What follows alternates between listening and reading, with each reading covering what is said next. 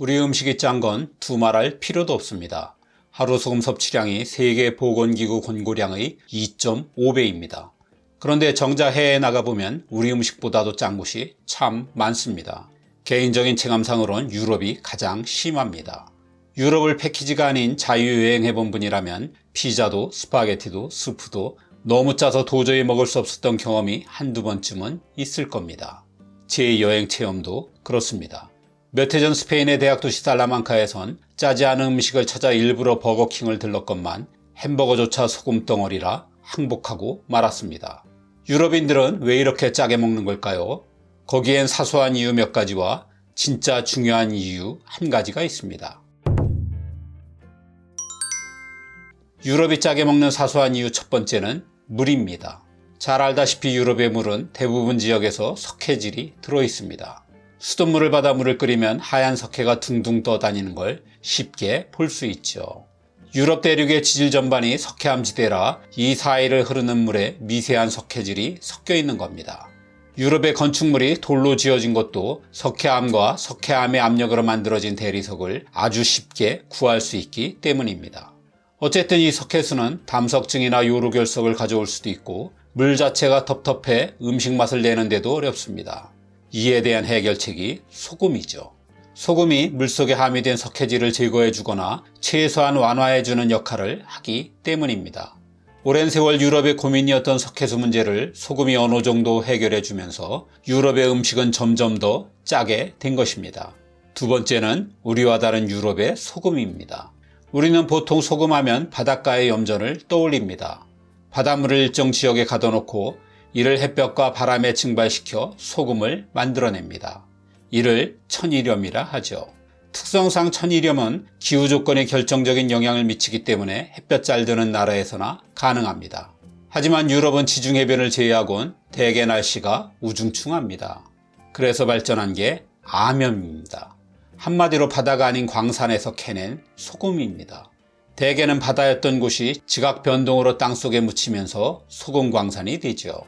전 세계적으로 천일염과 암염을 비교하면 압도적으로 암염이 많습니다. 암염이 없는 나라는 한국, 일본, 베트남 등 극히 일부 나라들 뿐입니다. 그런데 암염은 천일염보다 굉장히 짭니다. 짠 정도를 나타내는 염도가 천일염이 80%인데 비해 암염은 무려 96%나 되죠. 이 정도면 일반인들도 금방 구분할 수 있을 정도로 짠맛의 차이가 상당히 큽니다. 유럽의 음식은 바로 이 암염으로 간을 맞추기 때문에 짤 수밖에 없습니다. 유럽은 더운 지역일수록 음식도 더 짠 경향이 있는데 냉장고가 없던 시절 이 암염으로 음식이 상하지 않도록 염장을 해왔기 때문입니다. 세 번째로는 소금이 역사적으로 부와 권력의 상징이었다는 점도 있습니다. 아주 오래전부터 소금은 곧 돈이나 다름없는 귀한 존재였습니다. 봉급을 셀러리라고 하고 봉급받는 사람을 셀러리맨이라고 하지 않습니까? 이게 다 소금인 솔트에서 나온 단어입니다. 즉 봉급은 소금이고 셀러리맨은 소금을 받는 사람이란 뜻입니다. 이런 단어 중엔 소울저도 있습니다. 앞의 솔드가 바로 솔트로 로마 시절 군인은 월급을 소금으로 받았기에 소울저가 되었습니다. 과거 유럽 전역에 소금을 공급해 막대한 부를 쌓았던 오스트리아 잘츠부르크는 소금의 성이란 뜻이고 오늘날 축구로 유명한 영국 리버풀은 순전히 소금 광산의 소금을 실어내기 위한 항구로 개발된 도시입니다. 이탈리아의 베네치아와 밀라노는 원래 족보도 없는 도시에서 소금길을 장악한 덕에 일약 강대국으로 급부상하기도 했습니다. 어쨌든 하얀 금이라고 불릴 정도로 소금은 너무 비싸서 유럽에선 소금을 많이 먹는 사람은 곧 부자라는 오랜 등식이 만들어졌습니다. 귀족들은 파티를 열 때마다 부를 과시하기 위해 소금을 있는 대로 뿌려댔습니다. 초대한 손님이 귀하면 귀할수록 음식은 더욱 짜게 했죠. 이걸 일반인들도 따라하게 되면서 이젠 손님을 대접하는데 음식이 짜지 않으면 예의가 없는 것이 되어버렸습니다. 이렇게 되어 유럽에서 짠 음식 문화가 만들어졌습니다. 지금도 짠 음식은 고급 음식이라는 등식이 남은 흔적이 있습니다. 모든 레스토랑의 식탁에 올려져 있는 소금통이 그것이죠. 후추와 함께 소금이 부를 상징하던 시절 만들어진 문화로 우리 음식은 값비싼 고급이야 라는 무언의 외침입니다. 네 번째는 저기압에 따른 저혈압입니다.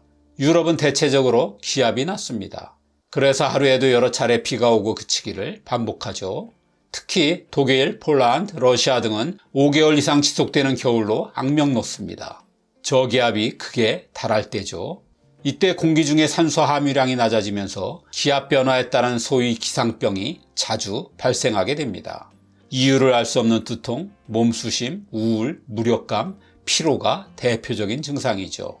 의학적인 논란이 있긴 하지만 현지인들은 이를 경험적으로 저기압에 따른 저혈압이 원인이라고 생각합니다.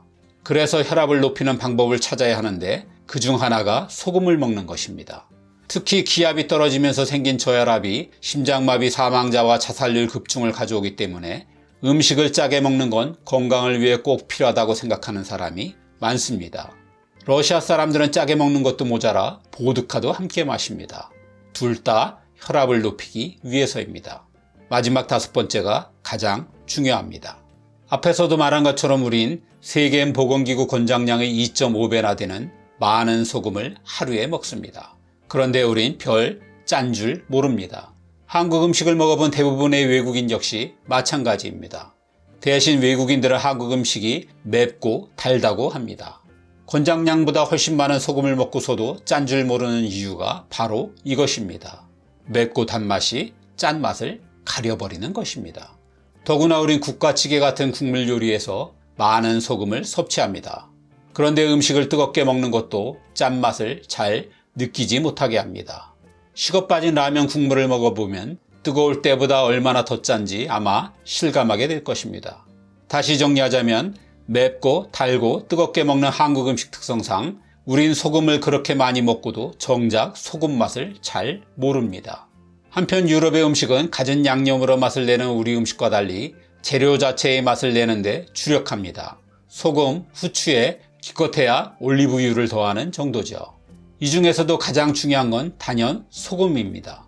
유럽의 음식 전문가들이 소금을 인류 최초의 식품 첨가물이자 인류 최후의 식품 첨가물이라고 할 정도로 유럽에서 소금은 음식 맛 자체를 좌우하는 절대적인 요소입니다. 좀 단순하게 말하면 소금을 잘 쓰는 요리사가 유럽에선 최고의 요리사이죠.